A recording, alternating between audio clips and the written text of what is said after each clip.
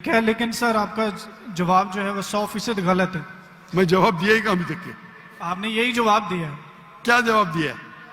कि जैसे जोना मछली के पेट में 3 दिन जिंदा रहा था, आपका मतलब ये है कि जीसस भी जिंदा थे, वो मरे नहीं थे। मेरा मतलब बिबली के लिए नहीं, गलत है। मेरा मतलब नहीं। ईसा अलैहिस्सलाम फरमाते हैं बाइबल में, मैं क्या फरमाता हूं? सर मैं आपको करेक्ट कर देता हूँ। अच्छा करेक्ट करो। मैंने कंप्लीट ही नहीं किया। Sorry, correct you. ईसा अलैहिस्सलाम। अरे भाई मुझे बोलने तो दो, मैं बात ही नहीं कर रहा हूं, बोले करेक्ट करने दो। कंप्लीट कर लिया। मैं जानता हूं कि आपने मेरी कसर सुन चुके, आप तैयार हो क्या है? मैं आपको मौका दूंगा, पहला मुझे बात तो कंप्लीट करने दो। प्रोफेसी को समझने में आपकी गलती है। अरे भाई जवाब आप दे रहे का मैं दे रहा हूं? You can try.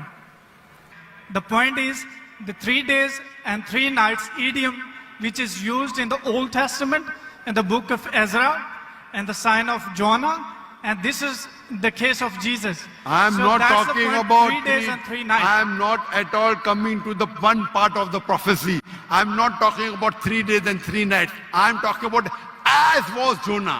What is as was Jonah means? जिस तरीके से जोना था।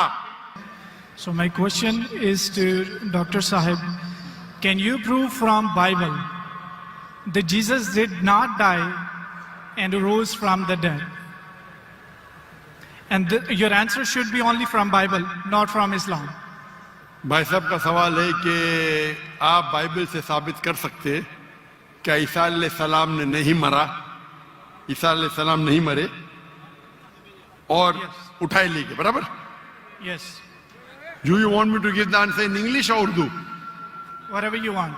ओके मैं पसंद करूंगा अंग्रेजी, लेकिन आवाम उर्दू को बेहतर जानती है, तो इंशाल्लाह मैं उर्दू में जवाब दूंगा।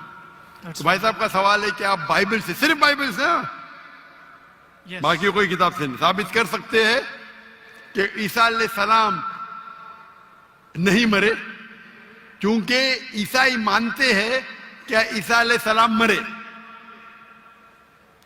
तो उनका चैलेंज है मुझसे कि आप बाइबल से साबित कर सकते हैं कि ईसा अलैहिस्सलाम नहीं मरे।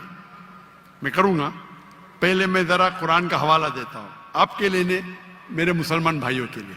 अल्लाह ताला फरमाते सूरह निसा में, सूरह नंबर 4 आयत नंबर 157, उन्होंने कहा, यहूदों ने, लक़द कफ़ल लज़ीना क़ालू इन्नल्लाहु मूसा इब्न मरियम, वो कहते हैं यहूद कि हमने कत्ल किया ईसा अलैहिस्सलाम जो मरियम अलैहिस्सलाम के बेटे थे। और कुरान में लिखा है वमा कतलुहु वमा सलबुहु, ना उन्हें कत्ल किया ना सूली पे चढ़ा, वलाकिन शुब्बिहा लहुम, ये सिर्फ उनका वहम है। अगर जो भी इस बात पे इख्तिलाफ करता है वो बिल्कुल गलत है। तो कुरान की साफ आयत है वमा कतलुहु वमा सलबुहु, क्या ईसा अलैहिस्सलाम का ना कत्ल किया गया ना सूली पे मरे। आपके बाइबल में लिखा है क्या ईसा अलैहिस्सलाम को सूली पे लगाया गया था? लिखा है क्या नहीं? जी लिखा। अभी सूली पे निकालने के बाद उन्हें रखा जाता है सिपल कर। सिपल कर मतलब एक कब्र।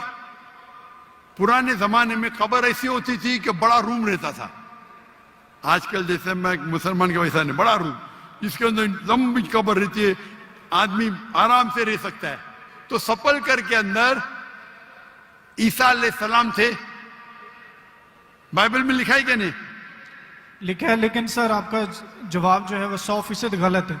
मैं जवाब दिया ही कहा अभी तक के? आपने यही जवाब दिया है क्या जवाब दिया? कि जैसे जोना मछली के पेट में 3 दिन जिंदा रहा था, आपका मतलब ये है कि जीसस भी जिंदा थे, वो मरे नहीं थे। मेरा बिबली मतलब के लिए नहीं, गलत है। मेरा मतलब नहीं। ईसा अलैहिस्सलाम फरमाते हैं बाइबल में, मैं क्या फरमाता हूं? सर मैं आपको करेक्ट कर देता हूँ। अच्छा करेक्ट करो। मैंने कंप्लीट ही नहीं किया ना। ओके, मैंने कंप्लीट किधर किया? आपने जवाब ही नहीं दिए।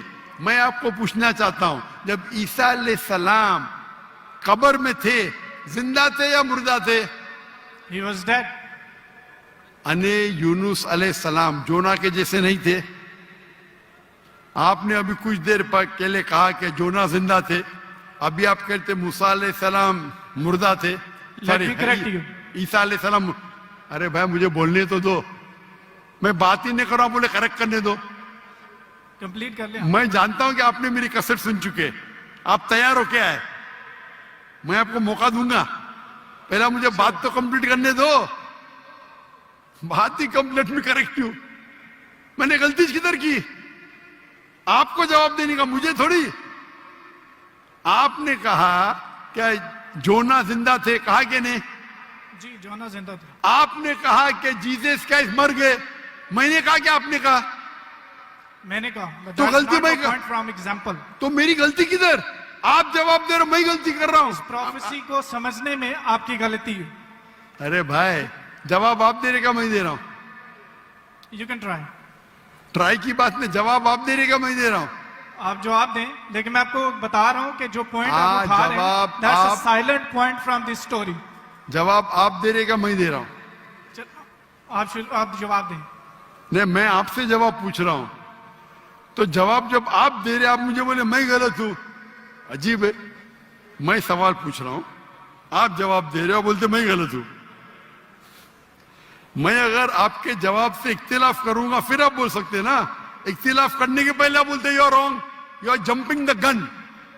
इंग्लिश में जानते हैं जंपिंग द गन क्या कहते हैं? You doing the same. Sorry, you doing the same. You are doing the same. That's not the point from the prophecy which you are highlighting.